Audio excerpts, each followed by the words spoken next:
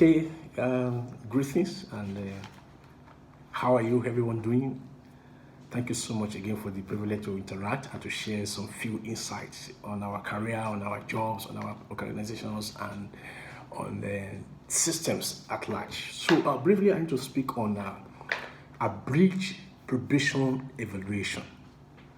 Now, as a system, as an organization, we bring in people, talents, for various roles and responsibilities, and our intentions are that these people can complement and support the corporate performances and directions. So when we bring them in, we understand that before bringing them in, we will be able to determine that this guy is going to come to add value to the system. So we bring them on merit because they've been adjudged by our assessment, our recruitment processes, and having emerged as the best candidates, they come to the system to work.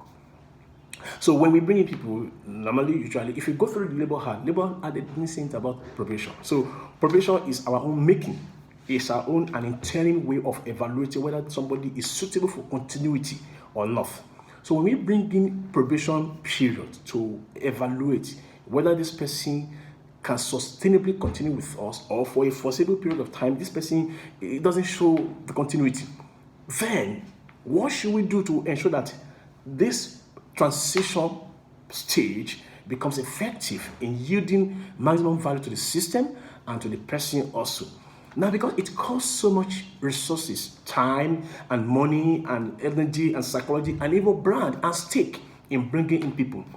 You don't want to bring in people and fire them 2 months after, 3 months after, 4 months after, 5 months after, 6 months after. You spend so much money. It costs your HR team and the user department and all of you so much agony, energy to be able to bring in people. So what should you do so that you make your recruitment most profitable? In particular, because recruitment does not end at the point of engagement.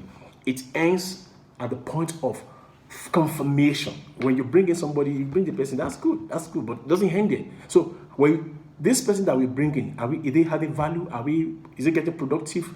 Can we continue with him, or we can want to discard him 1 month, 2 months, 3 months, 6 months after? So now let's come back to this. How do you now manage that abridged probation evaluation? What is an abridged probation evaluation? If your organization says, in our organization, if you join us, you will go through a period of 3-month evaluation, probationary period, or 6 months, or 8 months, or 1 year. But most time it's always 3 months and 6 months. It means it's a period of waiting. It does not invalidate that the person is not a staff.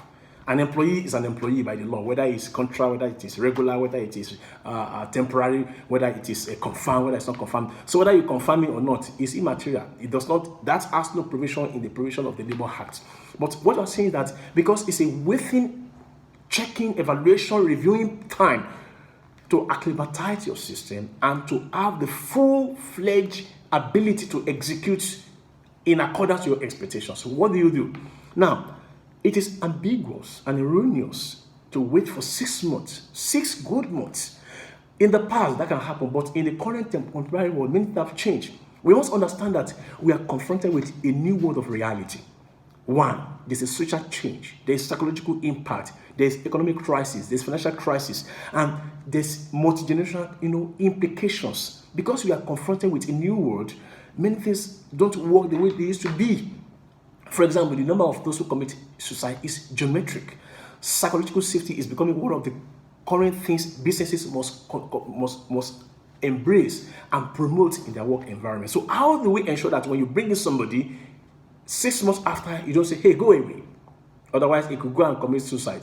Otherwise, it could go and commit another crime. Otherwise, it could do some other things. So how do we manage the impact, not only in the system, but in the larger community and families and others?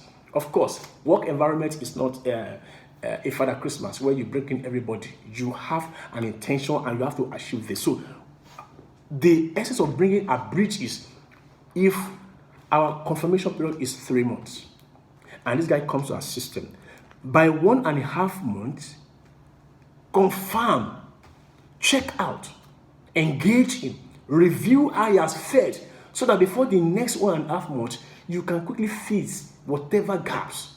You don't have to wait at the end of the 3 months and say you are not confirmable.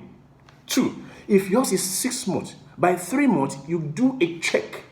You call the person, job order, you call the supervisor, you call the HR, and you review how has this guy fared in the last 3 months. So that if there are gaps, you can break it. That's what's called abridged probation evaluation. Why? You don't want to wait for 6 months to have wasted your time as a system, and you don't want to wait the person's time too for 6 months. Therefore, you need to adopt a more nimble, dynamic way of measuring and evaluating. Now, in this, I'm going to talk about some 14 fundamentals. The first is the reality of today. We are now confronted with a very tough environment. 1, businesses need performance. 2, employees need a good organization. So you are looking for a good place to work. I'm looking for a good place to help me perform. That is a reality. So to do that, to ensure that when we bring in people and deploy them, they are able to format to the system and perform. One of the most important things is to create an enabling environment.